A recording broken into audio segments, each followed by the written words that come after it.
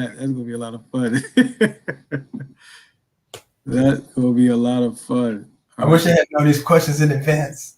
Hey, Hey, well, you know how I do, y'all, man. it's better to wing it, man. Trust me. It's Yeah, gonna I love. I mean, I always prepare the questions before. I always prepare the questions before, but I just want you guys to get it fresh. And these are questions that you guys already know the answers to, man. I mean, because it's things that you have to live day in and day out. Hey, those who are joining us, we are back from His Lips to Her Ears web series. Our series for the last 7 weeks has been Black Men Raising Daughters. We started this off in week one, recognizing that there's just a lot of stereotypes that surround Black men and fatherhood. Lots of stereotypes. I mean, just watch the media. I mean, right now the media is going crazy and there's a frenzy because there's a cold front going through all of the United States. And so that's taking the place of this narrative. But the narrative is that Black men do not raise their children. Black men are defunct in parenthood. Black men don't go to PTA conferences. Black men don't help with cognitive development at home. They don't read to their children. Black men are only the disciplinarians, right? The child needs a spanking, call daddy, right? You don't hear the narratives about Black men taking their children to museums, Black men taking their children overseas and getting their passport stamped. You don't hear those narratives. Or Black men, spending time, in the infant stage. Come talk about tummy time. Like I'm learning all about tummy time, right? And Black men even spending time bathing their children, right? That's something that I saw growing up. I remember distinctively, like my father bathing me and my brothers. I remember that distinctively. I'm not quite sure that I have seen a lot of that happen with other men that I know that may have, not been raised in different households, right? And so tonight we're gonna talk about part 8. You guys have just been amazing the last 7 weeks, really diving deep into the Black Men Raising Daughters.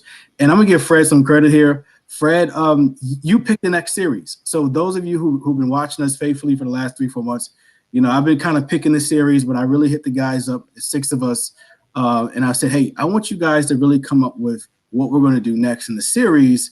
And Fred had a phenomenal, dicey idea that I'll share at the end of the show because I want to take any pressure off of what we're talking about tonight. But I think that the next series, you all do not want to miss this. I mean, I don't even know, Fred, where we're going to go with it because it could really last like 8, 10, 12 weeks. It is a subject matter that is often talked about in the Black church, a subject matter that is often talked about on the schoolyards or college campuses, a subject matter that is often talked about in dating and marriage today. So it encompasses so many different genres, and I think that you all really, really like this. But let me pause parenthetically. We do have a couple of guests on.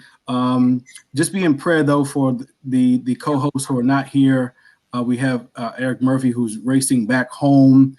He's single dad tonight. His wife is out of town on travel for work, and so he's having to do wrestle practice and I think volleyball practice, and then race home and jump on the show with us. So if there was some ice and some snow where he is, so safe travels for him. Reverend Dr. Lamar Staples, you guys know him affectionately as Lamar. He is out today. He just texted us and there have been some murders in Southeast DC that he has been called to go ahead and assist with the families. He pastors the Temple of Praise, Washington, DC, very, very large church. And so our prayers are with him tonight. And then Cory, y'all know Cory, man, it's tax season, so he's out. And then Reggie had a call for work as well. So this is the first night tonight that you've just seen Fred and I start the show. Murph will join us here in a little bit, but we'll hold it down. We'll make sure that we do the team justice, right, Fred? Hold it down, absolutely. But I want to introduce, man, 2 guests, 2 great friends of mine. One, Bishop Derek Calhoun, who has known me since I was a child. Like I was a kid out my mom's womb. Like he that's how long he's known me. It's taking it back some days. I've just watched this good brother over the years, man. Really kind of tap into how to grow, how to build, and how to strengthen in the world, in the church world. Not only has he built his own church, but he has helped others build churches. And so like that hustle mentality, I'm sure born and raised, having to fight for everything, Bishop Calhoun, really has assisted you to be able to not only build your church, but help others build churches. It's just a pleasure, man, to have you on the show tonight. You have 4 daughters, and tonight we're talking about the theme is you will always be her daddy. And so we want you to really talk from the lens of what it was like to raise those 4 girls and then prepare them to leave the nest. And then what that must have felt like when they finally did leave the nest.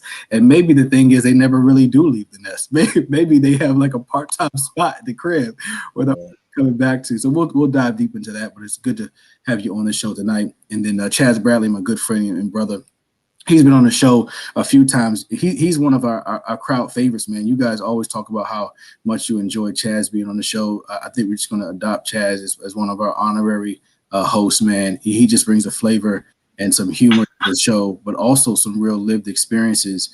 And then also, I love the fact that Chaz, in the first time he was with us some weeks ago, he said we as Black men need to start normalizing behavior that society says is wrong. For instance, normalizing behavior like, why can't we say that we have to give our daughter a bath and call her vagina a vagina, call it what it is? We have all of these names for things because we don't feel comfortable, but we have to become comfortable with things that society says aren't comfortable. And I just appreciate normalizing behavior, Chaz, because I've been using that nugget as I raise my daughter, man. And, we have little nicknames for certain things, but when I talk to her, I tell her, baby girl, we got to clean your vagina. You just pooped yourself and we got poop everywhere. We got to make sure that the cracks, the crevices, everything is clean. We can't have you walk around with no infection. We have those types of conversations. I just appreciate you, Chaz, for sharing that nugget with the men on the show some weeks ago, because I've certainly been walking in that. Good to have you back on the show. Thank you. Fred, man, let's go ahead and jump right in, man. As I mentioned to you, Fred, man, I gotta, we'll be in and out in an hour tonight. Those who are watching by web, my daughter, man, she gotta get a bath in an hour. These systems, these routines, there's nap time, there's bath time, there's food time. Like, I gotta make sure I'm on it. So she expects Daddy to be there for bath time. Daddy can't miss. So Chaz, I want to start with you, good brother, and then Fred, feel free to chime in, man. We're going to kind of do it out of order tonight, like we normally have. Just the rest of us kind of wait, but feel free to chime in on any of these comments. It's just great to have these 2 gentlemen on tonight.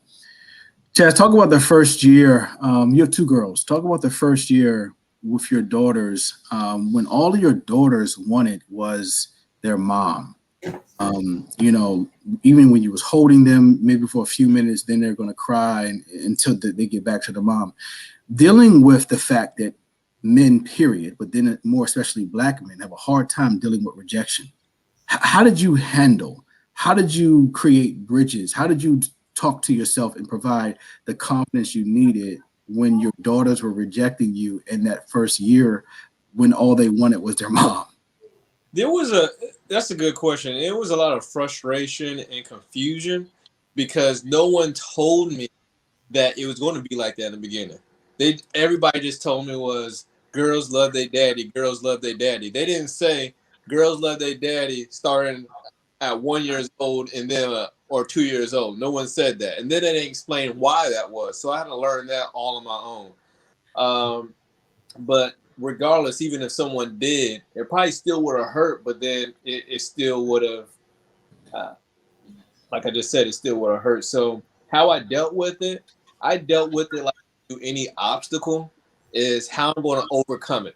It's here. She goes to her mommy. Now I'm making a game for myself. How do I beat that? Because I don't walk into anywhere expecting to lose. I don't care what it is. I do that at my job. I'm not going to lose. Even till now, if they get on my nerves and they want to say the same word over and over again, daddy, daddy, daddy, I'll say her name over and over again until she gets tired. My thing is, you're going to get tired before I get tired. So I had to ask myself this question. What am I going to do? How do I get her on my team? All right.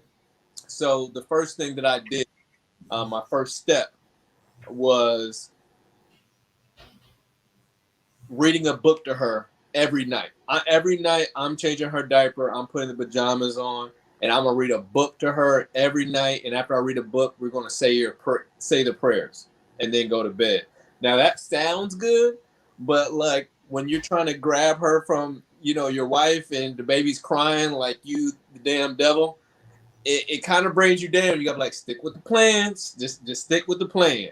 And then I would grab her. She'll be crying, screaming the whole time, saying mommy and crying. But just like anything in life, she eventually got used to it. And when I was reading the book, that's when she started calming down. And I did it, I would say, in less than a month, probably like 2 weeks, because it was every day. So 14 days with a kid, they developed that routine very fast, to the point when mommy said it's time for bed, she would come and get me, or she would go get a book because she knows a book is going to come.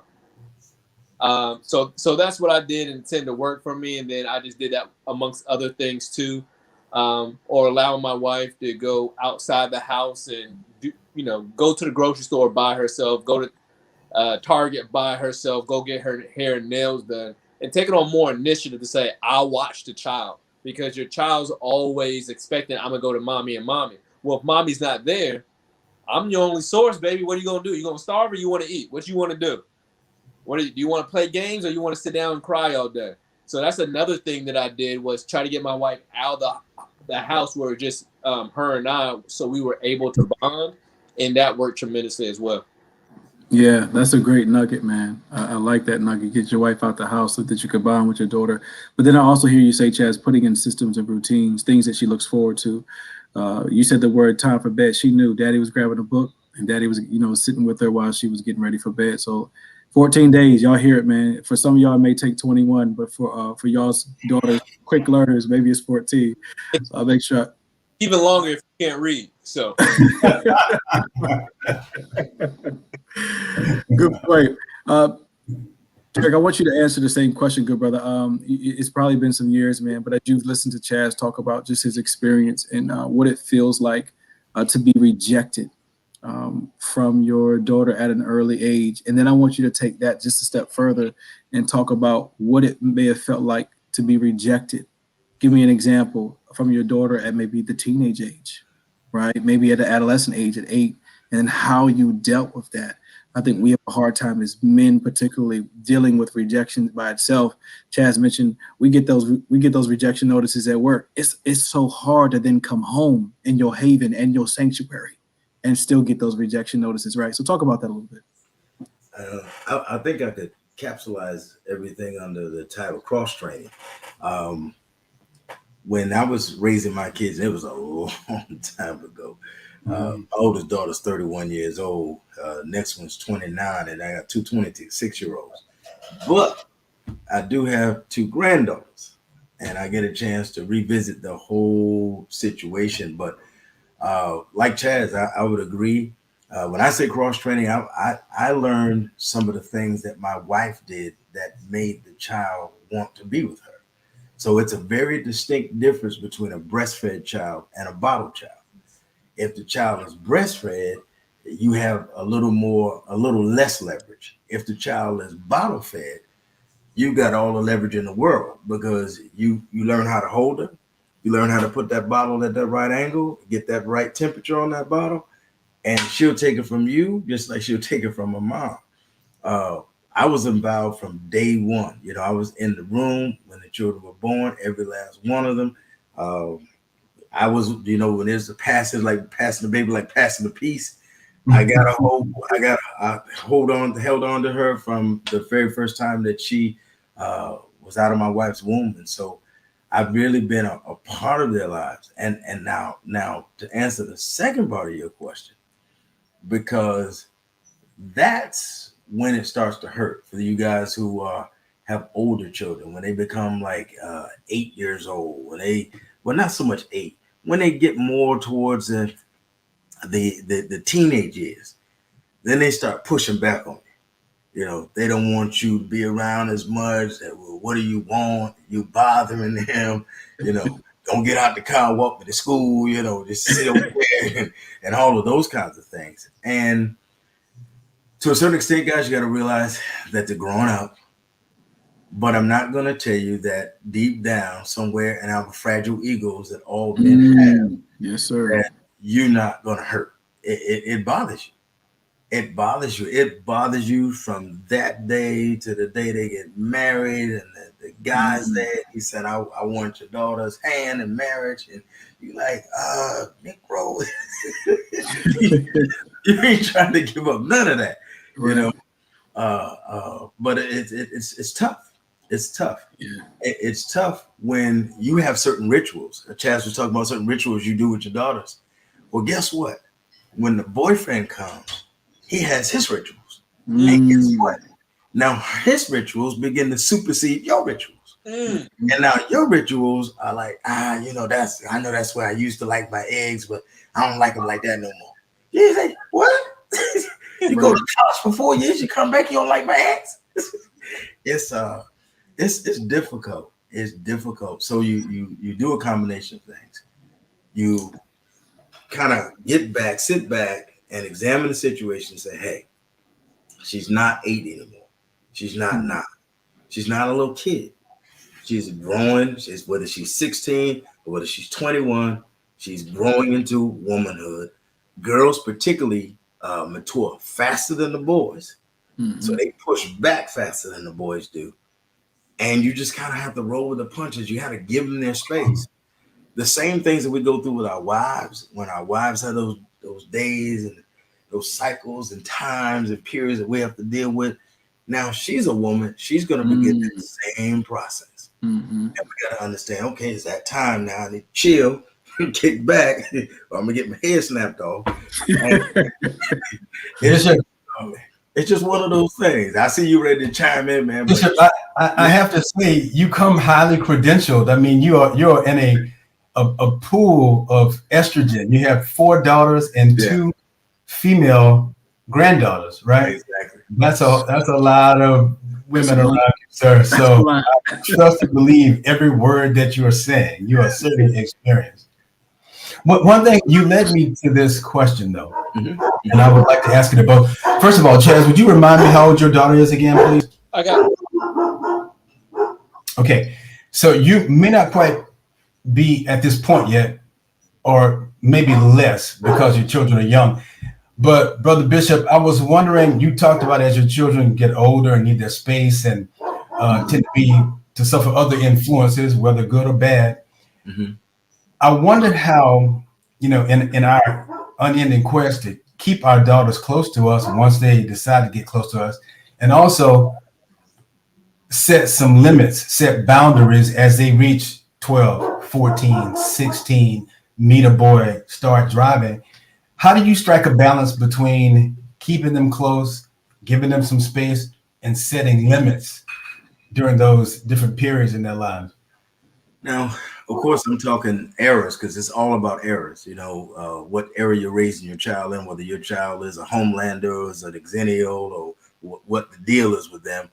But during my era, what I did was I developed something called Daddy and Daughter Night. And that was a time where I would take my daughters and we would go to a restaurant. And now I'm going to say this, my wife, she likes, we go to a restaurant, we need to be sophisticated and proper, this and that and the other. But, me, I'm a little off center, right? So we get to the restaurant and we just cut up. So boy, I ain't going to the restaurant with y'all. So I developed this time where we could go to a restaurant and cut up, man. Just have fun, just whatever. It was kind of free. And it was a time where we could vibe, where we could talk, where we could cry, we could laugh. And if push come to shove, I could roll me up a spitball and spit it across the table and get started. And they hit me back, pow, I hooked up the head and we do this thing. And then I pay the waitress. I said, I'm going to pay you for us to clown up in this booth right here. Okay, here you go. And we just do what we do. And we enjoyed that for years. As I got older, I started finding out their interest was in clothes and shopping and things of that nature, or finance. And so I'll say this as a capsule: get in where you can fit in. If your daughter loves finance and you can fit in that vibe there, then hang out with her when she wants to talk about money. If your daughter loves clothes, then go to New York City with her and find a mannequin and help her dress and lay her outfit out and that kind of thing. And the only other thing that I say is make sure that you model the kind of behavior. That was the other thing that we do, is model the kind of behavior. I would open the doors for them. I would That's good. practice chivalry around them, so that they can see this is what a guy should be doing. And not only did I model that when I took them out, but I let them see it when I was dealing with my own wife. And so that was a critical component, just modeling proper behavior that you like to see guys come in with. And you know, oftentimes guys don't have those skills today, but if you kind of don't pounce on them and befriend them, you can begin to slowly kind of drop those kinds of things. Hey man, this is where I would like my daughter to be treated. You know, so yeah, I like that. Question for the bishop. So it sounds like you did everything right, or everything that I would do, or that I'm currently doing already. And they still, how's your relationship with them when they, you know, went to college? Do they still call you on a weekly basis? Did they stay attached to you? Did they detach? When they went to college, it was more to me. They spent more time talking than mine. Because when they got to college, they got into a different kind of flow, some of, you know, and they know what I'm gonna say. They already know what I'm gonna say. So they prefer to talk to mommy to get the lighter version of the deeper version of what I was saying. Because you know, after a while, man, I mean, and I want to say this, Chaz, by no stretch of the means am I trying to imply that I did all things right, because man, I made a whole bunch of mistakes. Yeah. This whole thing is trial and error. Yeah. And as much as there are scriptures in the Bible that tell us how to raise our children, it's applicable, but we don't apply these things to our own lives. We don't always apply these things to our child rearing. And it can be very difficult, man, because one of the things I learned is that each one of my daughters was different. So there was a season, Chaz, when I was trying to I treat them all the same. Well, guess what? What worked for this one don't work for that one. And you know, you thinking you're doing the right thing until she blows up and says, I don't like that. She likes that. I don't like that. One of them, I can tell y'all, were twins, but they were still opposites. Wow. And so I had to learn to give each daughter individual time. Even if you have sons, you got to give them all their own individual time. You know, you take them out as a family, take them to Disney World, that's great. But you also need a time when you talk to them one-on-one about their life, their issues, their concerns, and what they're trying to do and where they're trying to go. And I had a lot of stuff I learned was trial and error. And then some of the things that I did with my daughters, I'm going to do with my grandkids, because I realized I didn't have to go that hard. I didn't have to say it that way. I didn't have to talk to them like that. You know, you start to realize, man, that you need to have a little more grace. That's right. In your language, in your deportment, you know, how you're dealing with them. The era is different. The time is different. You can't practice 70s in the 2000s. You can't practice 80s in the 2000s. You got to get an adaptation for the 2000s and realize, I'll tell you something. My grandchildren are smarter than my daughters were at the exact same age. My granddaughter used 4-5 syllable words, and I'm sitting there saying, like, it's just your imagination. I said, what you say? She was like 4 years old. And I was like, what about Tom, see Dick run? What is it? What is this? But I had to make this adaptation. It's smart. They develop faster. And I just have to kind of go. So what would be disrespectful with my kids is not necessarily disrespectful with her, because she's not trying to be disrespectful. She's being who she is in this modern era, and I have to relate to that. Right. That's powerful, Bishop. Just really understanding the times that you're in, right? And not you know, the Bible says don't pour new wine in the old wineskins, right? You know what I'm saying? So adapting very well. Chaz, the same question that the bishop just answered, I want you to answer. You sent me a video, Chaz, last week, man, and I just appreciate just the playful videos that you'll share, especially raising your daughters, because it gives me some insight on raising Harper. One of your daughters, man, was standing next to the trash can, looked like she had flour or powder all in her hair, and she was just pounding something in the trash can. And I'm just watching you film her, and the same grace that Bishop was talking about. I was watching you show her that grace. I was watching you allow her to find her own way. And I was looking at that video, brother, and I thought to myself, if that was me and that was my dad, he would have whooped my tail. Right. Because just because of what I was in the trash can, I got powder, flour all over me. I'm having a tantrum, but you didn't do that, man. You didn't budge. You didn't go off. You didn't go off the deep end. And I'm just curious, man, how you found ways, just really as a black man, and being raised the way that you were. Most of us were raised in that way, spankings and all this other stuff. How are you able to give your daughter that kind of grace and let her find her own way at such a young age? That's a good question. Talking about. So, from daycare, like close to, Who is that? Your dog, Chaz? Whose dog is that? I think that's my dog. Okay, just hit mute. Sorry. Just hit mute because it's coming. Can you hear? Yeah, I can hear. Yeah, so my dog from daycare, and it was around Halloween. So they gave her a bag of candy to take home. And so I'm like, we're not eating all of this candy. And she might even did something wrong like that, threw the candy in the trash can. Well, this chick just started flipping out.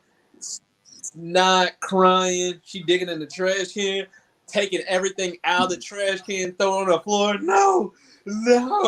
No. And maybe it's just me, but I just thought it was funny.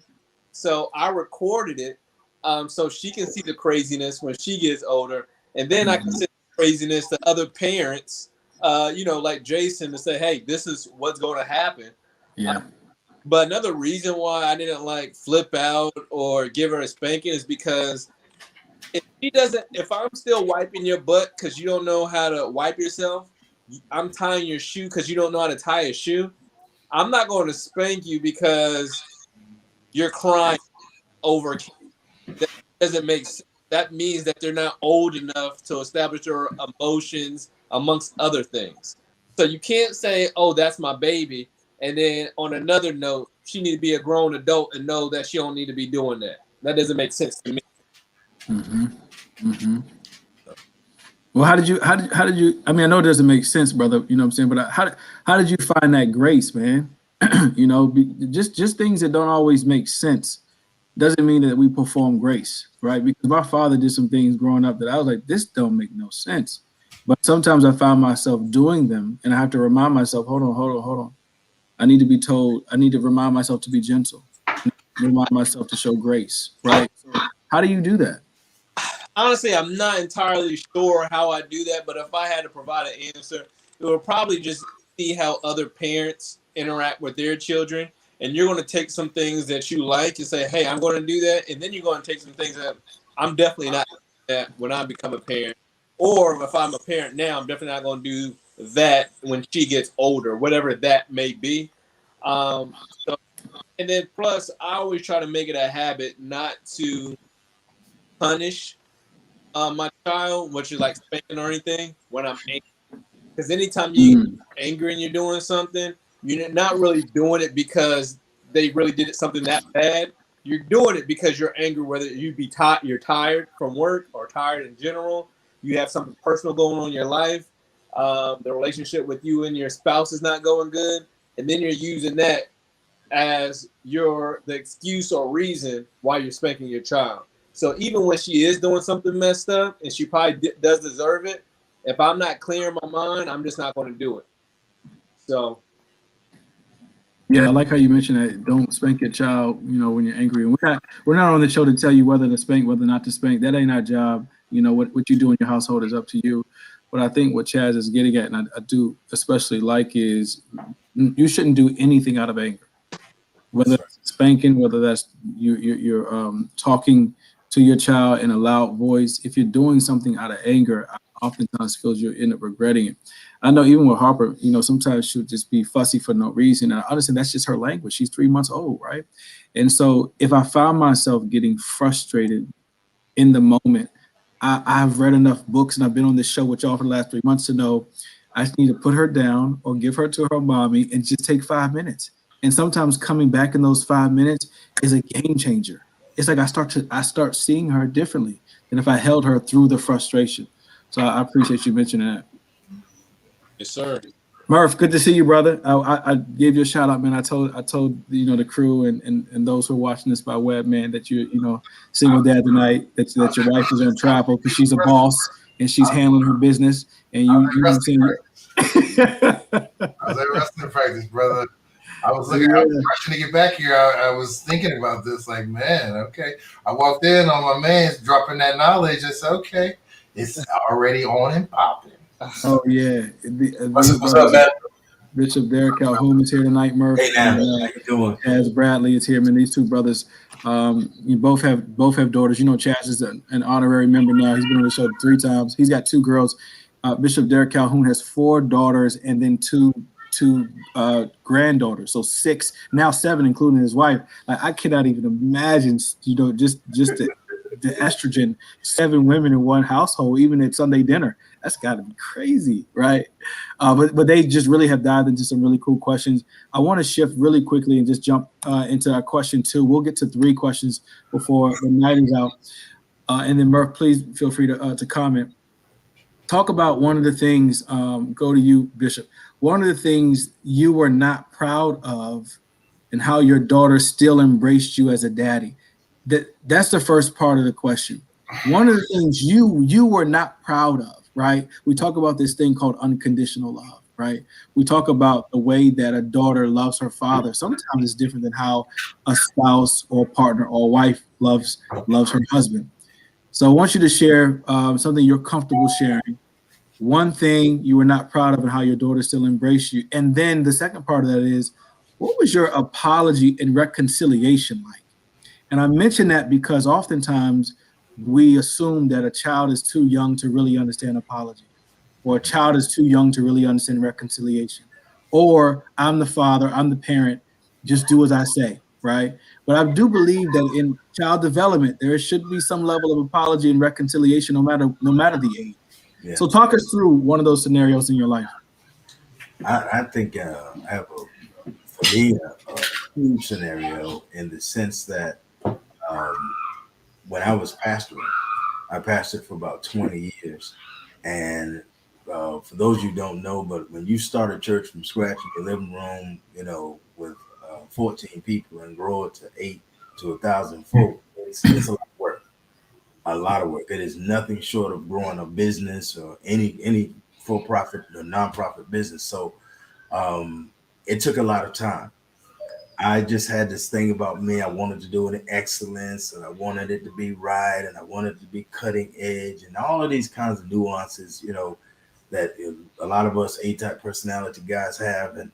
And I look back at that. I look back at those 20 years in pastoral ministry, and if I could do it over again, I would back out of some of my aggressiveness, because that aggressive activity took me out of the home a lot. It took me away from my daughters a lot. It caused me to be absent in many. That's why I'm saying to you, Chaz, and by no stretch it means that I get this thing all right, man. I didn't see that, like they say, you can't see the forest for the trees until after I retired. And I look back at that thing and said, man, that church became my mistress. That church caused me to miss some times with my daughters, that missed the recital, or to miss the football game, or not football game, but basketball game, or track and field, or something like that. And, I did a lot of it, but a lot of it I didn't do too. And so each child, it affected differently. It caused one of my daughters to go into a real state of rebellion, not liking the church, one wanting nothing to do with it. It caused another one of my daughters just kind of to shy away from the thing. And so we have to be conscious. And I think I can segue here as to what is your child's love language? What do they want you to spend time with them? That's good. They need just words of affirmation. All of our daughters need affirmation, but those who have that love language need even the more. Because we help to build in their, not just their character, but their self-esteem. Something about what we say and how we treat them that causes them to develop in a way that's balanced or imbalanced. And so there were some things, man, that I had to, sit down. I didn't sit down with those guys, honestly, until they were much older. And I got the revelation and it clicked. And I sat down with them one at a time and I talked to them each individually, man, and I apologized. And again, I had to go to different areas because each one of the children were different. And in fact, I had one child, she says to me, Pop, you start the business. I understand. Now she has her own business. So she said, I understand what you were doing and what you had to do. You were the pioneer. You didn't get it. Right. So she had a totally different perspective. Right. That's her perspective. I still got 3 others and I can't leave them out because they don't see it the same way. So I had to deal with them each individually, man. And sometimes, to be honest with you guys, I still feel bad about that. I still feel bad about that. So when I coach younger pastors, I make sure that I build in this family time component. This, spend time with your son. I need you to take sabbaticals. I need you to rest. I need you to stretch this thing out. We don't have to have a linear model of ministry. Let's have a horizontal model of ministry and take your time and get it done. And that's business. Rome wasn't built in a day. That's good. And it's going to get built. But it'd be better to build it with balance, with that balance between you and your children, your wife, than to build it the way I did with that imbalance, man, with the church being the mistress and everybody else taking second fiddle to that. That's powerful, bro. And church being the mistress, man, and that was your mistress. And so there's a lot of other brothers who are watching this, man, who have real mistresses. No, seriously, right? No, I know. This is a real show. We talk about it all on the show. So I just appreciate the transparency and just that analogy as to church being a mistress. And so, that got in the way of family time with your daughters and family time with your wife. And so helping men find that balance. I appreciate that. Bishop, I know you have to step away for a second, but feel free to come back whenever you finish. Chad, same question, man. I want you to kind of talk about one of the things you're not proud of. And then I know your girls are still young, but how your girls still embrace you as your father, and even in your girls' youthfulness and young age. What did your apology and reconciliation look like for your young daughters? So, I mean, I don't want to seem like I'm perfect, even though I am, but I don't really have anything to say that I'm not proud of. Like, I've been wanting a child for a long time. So, like, I couldn't wait. And, like, when Stephanie was, like, me and my wife dated since high school. So, when I was just growing up, couldn't wait till I was like, man, we're getting along so good. I have fun with my wife. I mean, I actually really like her. Like, so I can't imagine having a child with that. Like, that's going to be cool. So when we were trying to get pregnant, like, I couldn't wait. Then when she was pregnant, I'm like, man, like you've been pregnant for like 2 years. When's the baby coming? I'm there at the bassinet that just empty. I'm like, I would talk to her stomach. Come on, let's go. Like, I'm excited. And I think some parents, when their spouse is pregnant, they may not be ready for another baby. But I know there's some women that it's difficult for them to get pregnant or they not have it. I really take it as a blessing. I don't take it as a game. So I don't do my personality. I'm not a yeller or a screamer, not even at work. I'm just not, that's not me. So I really don't have anything. It's just that when I do discipline them, because everybody needs discipline, after that, when it's over, it's over. I don't hold on to it. I'm not talking to you because you marked up the floor, earlier this morning. Like, let's just move on. You messed up, so you're not going to get later, but we're going to be for a hug. I give her, and let's move on. Yeah. I appreciate that. Fred, I want you to answer the same question, and then Murph jump in. But before you do, Chaz, who is Lisa? She said Chaz in the chat has always been a calm person. So maybe this, is not because you had children, you became calm. She says you've always been calm. Right. Well, I don't know what this lady's crazy. She says she's my mom. Oh. I don't know if she's a stalker or what, but she said your mom. What up, Emerson? Hey.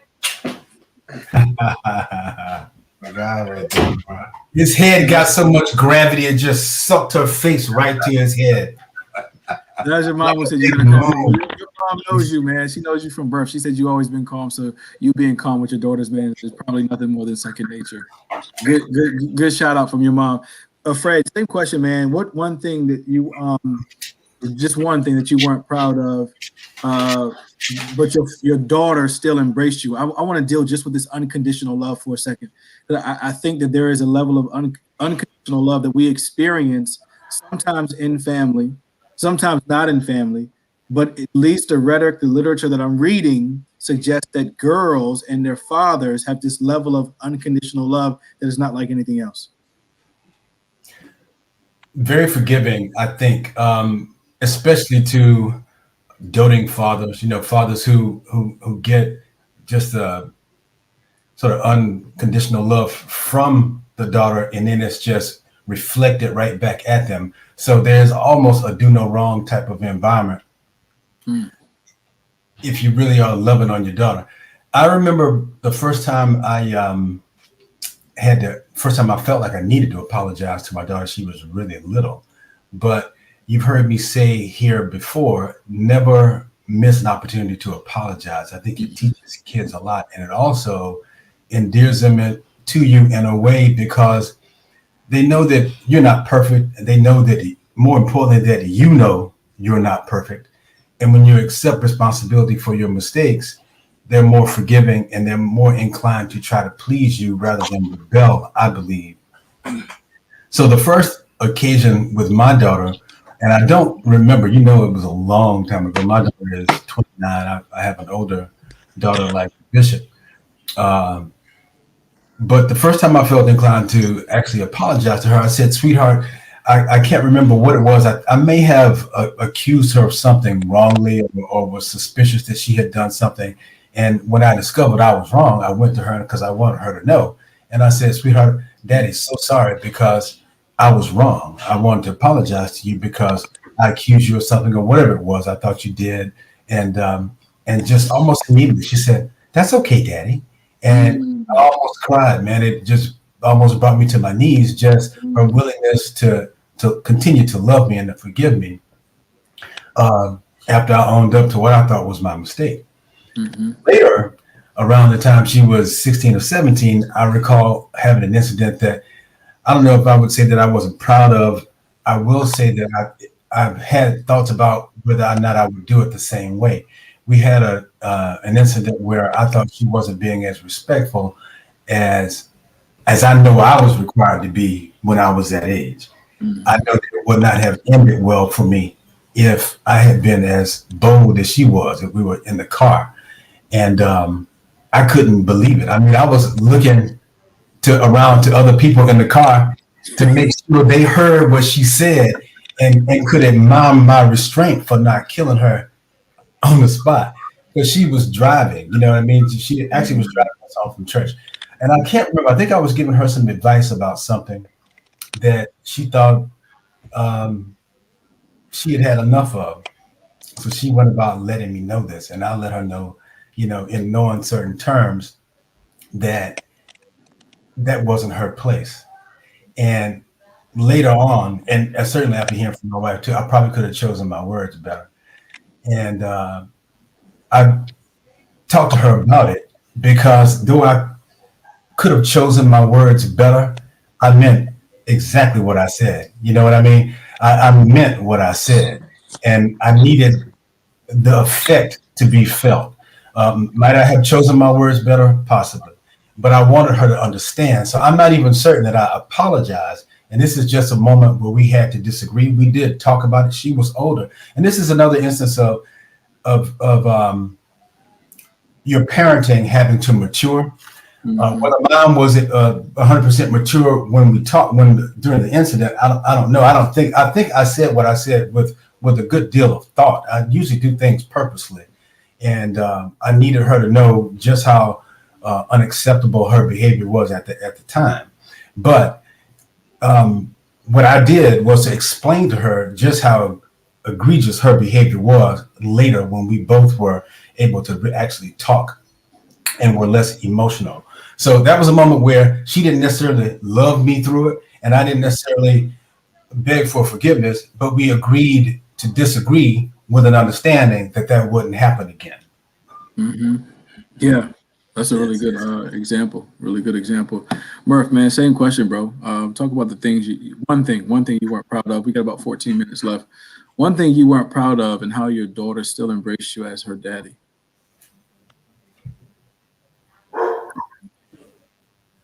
You on mute, brother. Sorry about that. There's only one moment that I can remember that was really not. And I guess I told you before, like my daughter and my daughter and son, my daughter came along right when I was finishing my counseling program. Mm-hmm. So she was a part of my process. So her mom has had a high level of anxiety. And sometimes the anxiety would come out as anger and controlling behavior. And one thing about me that's pretty well known is I don't play certain stuff. Like you can't talk to me a certain kind of way because I just don't play like that. Like I'm gonna be loving, but I'm therapeutic. In addition to that, you don't talk to me crazy. I just don't like that. So I remember one time my wife was having one of those moments, and she talked to me in a way that I thought was crazy, and she wouldn't stop. And I remember my tone and use of language was probably not the most effective, to say the least. So I left out the house for a minute, went down the street, sat for a minute, came back to the crib. And I remember when I came back in, I was thinking, what is the healthiest thing I could do here? And the healthiest thing I could do was get everybody in the living room. Please, everybody come in the living room. Everybody's emotional and frustrated because I flipped out. And it was very rare that I flipped out. And I explained that I did not handle that effectively. I know that mom has anxiety. Everybody in the house knows that mom has anxiety. So if I know that mom has anxiety, it is on me to make sure I chaperone my behavior dealing with someone who has a hormonal imbalance in regards to how they regulate their thoughts. So if I know that she cannot, this is something that is a medical thing, then the responsibility falls on me. With great power comes great responsibility, if I'm going to quote Spider-Man. So I quoted Spider-Man to my kids and told them with great power comes great responsibility. And with that comes the willingness to be vulnerable and let you know that I don't know what I'm doing half the time. And in this moment, I know that what I did was not the most healthy, was not the most effective. And I want to apologize wholeheartedly to all of you in the room, my wife, my son, and my daughter. Now, my daughter was probably like 7. My son was like 4. My daughter did a very similar thing, Fred. My daughter was like, it's cool, Dad. It's good. My son was like little kid. He was like, it's okay. You know, but then later my daughter was like, well, Dad, you know, mom has anxiety and sometimes she be tripping. And the way you handle it is very effective. That was a moment that you weren't the most effective, and you are not going to be perfect. Now, to hear my daughter quote me, because I know I've said that to her, let me know that I was on the right track by being the healthiest version of myself. And I want to go to something I heard Chaz say, if you don't mind me doing this real quick, Jay. You know, you're talking about parent disciplining your child and giving your kids whooping. I think my children, my daughter's 16 and my son is 12 now, and I think they both have received 4 swats to their butt because they were both right around 4 years old. And the only time I did that is because either you talk to a stranger in the store, and I let you know that daddy is a nut. I will choke out a stranger. You put that person in danger. You put that man in danger because he's in a problem. Daddy a wrestler. Don't put me in that situation. Yeah. And my daughter one time was playing with an outlet. So she had to get it. So I tell them the only time in their life they've only got whoopings are times that they could have been harmed. And they needed to know how serious I was. I cannot have you harmed on my watch. I cannot have you harmed. So any other time, it has been, I go in my stoic stuff. Oh, I got a birthday gift, Fred, from a student. She gave me a stoic meditation, 365 stoic meditations. It's all logic. So one of the things I tell my kids all the time, like, here's what's happening. And you got young people, so you can use this. I say, okay, so what you're doing right now is this. You're doing this behavior, right? This behavior right here is going to get you put in timeout and possibly get you a whooping, and it's going to suck for you. It's going to suck. I'm going to let you know. It's going to suck for everybody because I don't want to put my hands on you, and I dang on sure don't want you to have to stand in timeout. And this hand, you can recognize that what you're doing is not healthy. What you recognize what you're doing is going to have a negative outcome. Which hand would you like to choose? And they would choose this hand all the time. And I say, excellent. What made you choose that hand? This. Huh. So you've empowered yourself to make a good decision. Yes, Dad. Way to handle that. And I pounded up and let it go. Because my goal was not to have control of them. It was to empower them to make a choice. Right. It's game. That's right. good. Because I'm not going to make a choice for you. If I make a choice for you, then I'm telling you to lean on Daddy. No. Right. Daddy going to give you the framework. I'm going to give you the game and let you make a choice so you can come out of this game with that money. So how you going to come out with the money? Because if you're over here, your day is jacked up. Your day is jacked up.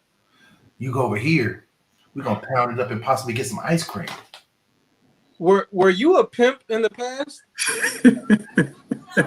I was listening to 8-Ball and MJG just a little while ago. You know what I'm saying? That do or dies, that Southern pimping. Hey, Murph, man, one thing I want to say really quick before I get to the last question, because I know we're getting ready to run out of time. Murph, man, I just love the fact that I watched your son, man, and I've known Emerson, since, man, I was in my PhD program in 2013. Emerson was, 5, 6? Yes, sir. He would come to the men's group. He would come to the young boy, man, and I've just watched him grow and mature. Murph, I just love what I saw, man, in the last 5 minutes. Your son came in the room at 12 years old and kissed his father on his father's head. Bro, we ain't no punks. Hey, bro, to be able to demonstrate affection towards the man who loves you unconditionally, and you know that you don't ever act like you're not going to show me affection. Don't ever act like you're not going to show me affection, because we go hard in this home. So we go hard. We can be vulnerable. We can be intimate because we ain't punks. A punk dude is afraid to show emotion and is afraid to show love and affection and vulnerability. A real man can show a continuum of emotion. A real man can sit there and be steady and cry and say, I'm still that dude, because I am. No, I appreciate just seeing that, bro. I mean, that was awesome. Bishop, man, really quick before we wrap up, and then this question is open for everybody. Chaz, I know your daughters aren't here yet, but I'm sure you're gaining some nuggets and some insights tonight, just like I am. Bishop, talk about your daughter. You got 3 daughters, man. They're either dating or they're now married. And you mentioned your daughters having different personalities, so having to address them differently and spend time with them differently and communicate with them differently. Did each of your daughters want your input in their dating or in their marriage choice? And then how hard was it to see your daughter love another man? I'm going to tell you that's probably, out of all of the different segues of raising children, that's probably the most difficult one. Is when they bring him to the house and he sits there across from you. And I mean, honestly, I've had all kind of guys come through with 4 daughters. Each of them had about 2 or 3 of them. And I'm looking at some of these cats and like, man, I will bust you in your head. You know what I'm saying? I mean, you trying to be nice, and you trying to be, I'm a bishop. I'm trying to be a bishop, but I'm saying, look, if I was a bishop, I was, Right. And, it's tough.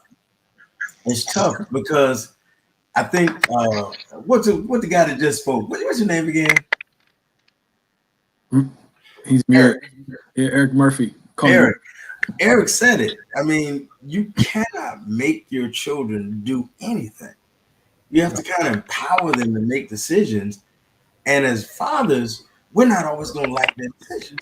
It's just as simple as that. Yeah. You are not going to like all of the decisions.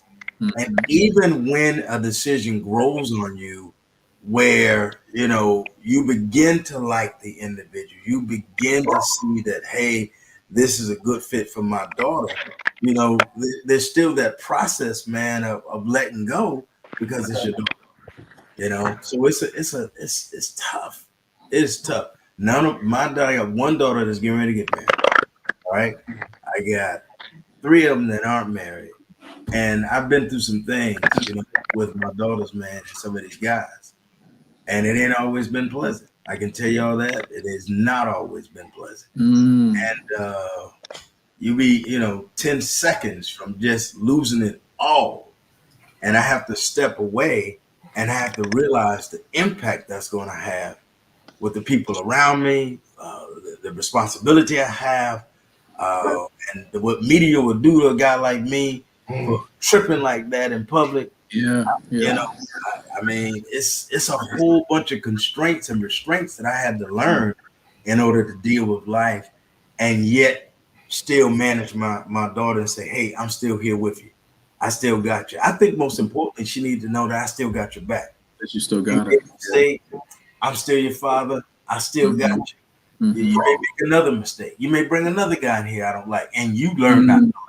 But we're gonna do this together, and we're gonna grow together, and we're gonna stay together until you get the guy who's gonna be the one that you wedded to, hopefully for the rest of your life. So that's been my process, man. Yeah. We're not gonna always like the decisions that our daughters make, but knowing that we're still their rock, we're still their solid foundation, I think is a really, really good response, Bishop. Appreciate that. Fred, your daughter's 29. She's engaged. She's about to be married. A couple of things that I want you to touch on, similar to what Bishop shared. Talk about your daughter getting married. She's dating. Wanting your input, but then also I want you to touch on this other piece. I'm finding that more Black women today are dating outside of their race. They're finding that they're more compatible, at least where their environment. They're more compatible with men who don't look like daddy, and so you've had to not only embrace, a son-in-law, right? You may call him son, who doesn't look like you, race-wise, but also embrace the fact that your daughter has fallen in love with another man that's not you. Talk about that for a minute. First of all, mad props, Bishop, mad props. I could not imagine raising 4 daughters and having to go through all of the things that you just talked about. And on my end, my daughter's high school dating was nothing as traumatizing as any of that. I think she might have dated secretly one guy, because I think she was a little bit intimidated by bringing somebody home in high school to meet me, because she probably was afraid that I would start cleaning my pistol, in front of him, that type of thing. I think she thought I was not wrapped too tight. That actually works. Oh yeah, you just have to have a pit bull and a sawed-off shotgun when they come over. Just let the dog keep growling. So I didn't have to go through anything like that, but I do believe that my daughter's attempt to make sure she didn't bring a clown home kept a lot of guys away. And thinking about it retrospectively, I don't know if that's good or bad. You know what I mean? At least you knew, Bishop. You knew who your daughter was seeing. So if my daughter was, had a little crush somewhere, or some kid was interested in her, I may not have known because of her attempts to make sure that he would be approved by me. So I think there's some danger. I'm learning. I think I'm finding out that there's some danger in being not strict, because I wasn't strict, but so particular, at least, that your daughter may keep you from finding out, out of that loop early on. When my daughters got older and actually, felt the clock ticking, that type of thing, when young ladies get to their mid-20s nowadays, I think people are getting married later than they were when I got married. When you start to feel like you need to settle down, my daughter, I don't think, did a whole lot of dating, as far as certainly the guys that she let me know about were 2 gentlemen. And lately, the young man who finally proposed to her and to whom she's getting married in November of this year. You're right, Brother Jason, he is Caucasian and a nice guy. When I met him, it kind of assuaged what little tinge of giving up my babyism that I felt, because she had described this young man to my mother when she asked about him as he reminds me of Dad. So that meant a lot to me. That meant that I did not have to kill him right away. You know, it meant he had some time. You know what I mean? So it was encouraging. And he needs to know, he watches every Tuesday, you can still die. You know, you can always disappear. I watched the backlist, and I found a cleaner. You know, I appreciate him tuning in, Fred. I mean, that's awesome that he tunes into the show. Always. But that was reassuring, was that he was described as like Dad, because I know how I treat her mother. I know the example that I've tried to set for the past 20 something odd years. Did she want my input? I think she did. I think it's important to her. I think she's still Daddy's girl. It's still manifested in, even though she's mature now and engaged, it's still manifested in, I think, sort of the childish need for validation, the need for affirmation, which we all need. But I think when it's manifested as, you know, look at my back muscles, I've been working out, you know, it's just, I feel that need, and I want to give that to her. You know, I still see what it means to her to make me proud. You know, so I know she's still Daddy's girl. Did she want my input, which is what the last question was? I think she did. I don't think she asked, but I think she set up a situation where I could vet this young man, and she kept a close eye on me to see what my response was going to be. I didn't have to give a thumbs up or a thumbs down or, you know, let the crowd decide. She just watched my every action because she knows me, and she saw how I interacted with him, and she could tell whether it was thumbs up, thumbs down, or you know what I mean? Yeah, she wanted my input. Oh, back to the question about what's it like when your daughter's, you know, feeling a little bit more emotionally attached to somebody other than you, and he happens to be male. I'm not sure I have really reconciled that yet. I have to be honest about that. I'm not sure I've actually allowed myself to think about that, because I have a sneaky suspicion that I'm not going to like it. So I'm trying to be as honest as I can. But I thought about this. We had a discussion earlier. I think it was on text or whatever. We were sort of wondering some things. But I did give that some consideration, and I decided to just let it pass on by. Yeah. Well, look, man, we're short on time. I told you all when we started the show that that Harper needs her father to give her a bath. So I'm about to jump. But look, I wanted to share with everybody, first of all, thank you, Chaz. Thank you, Bishop, for being on the show tonight. Our finale, which was Black Men Raising Daughters, You Will Always Be Her Daddy, Part 8. It was a phenomenal 8-part series. Next week, thanks to Fred, you know, it's 6 of us who do this. Cory, Lamar, Fred, Reggie, Murph, myself. Did I get everybody? Is that all 6 of us? I think I named all 6. Hopefully I named all 6. Starting a new series next week called Am I Worthy of Submission? And those church folks know that there is this scripture Fred found, appreciate you, Fred, that talks about wives submitting to your husband, right? And then in the secular world also, there's this notion that if you're the breadwinner, the man of the house, that, you know, the wife, the girlfriend, the boo thing, the situationship should be submissive, right? We want to talk about for the next 6 to 8 weeks, am I worthy of submission? Because there's a lot of stuff going around that men should get all this royal treatment, but they ain't royal, they ain't kingly, right? Why should be giving a man all this royal treatment and he ain't no king? So we're gonna really dive deep. We're gonna hurt some feelings, but we're gonna talk about it from a male's perspective, because we recognize for years it's been talked about in the church world, especially, that women should be this Proverbs 31 virtuous woman and come with all these things. Bishop, you know what I'm talking about. But I don't know that it's been taught or preached or articulated the importance of a man being worthy of submission. Man, it's gonna be fun. I'm already excited, man. Chaz, maybe you come back, man, join us. I don't know. Who knows? Jason, next week though, I gotta say this to you though, bro. Like when we start talking about submission and men's roles, I'm gonna try my best not to use any profanity, because I just want to say, because I'm a firm believer in talking about hoe shit. Like I just don't like. Why would a woman be there for me if I'm on some hoe shit? Like I can't. So I'm looking forward to talking about Bishop. Sorry about that, bro. Sorry about that. Hey, we gonna have fun with it, man. And we're gonna bring some guests back on, man. Especially Bishop. We look forward to you joining us again. We'll have some pastors because that is a particular scripture in the Bible. We do want to know what the pastors think about that, but also then we want all walks of life, man. We've had some great guests over the last 8 weeks from all different industries. We had a SWAT cop on last week. You know, we got some entrepreneurs who've been on. We just had an amazing group of men come on and be part of this series. And so while we dive into this thought of submission next week, I think it covers a multitude of homes. I don't care if you was raised in church or you on the street corner still selling dime bags.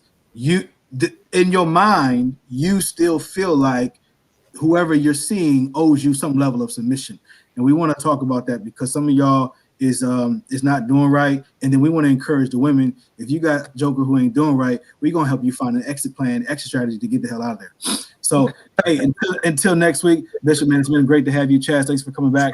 I look forward to seeing y'all next week for this new series. Nice meeting you, brother. Chaz, good seeing you again, bro. All right, y'all too. Chaz, good to see you again, man. Thank you. Fred, Likewise. you know you my guy. Oh, 06.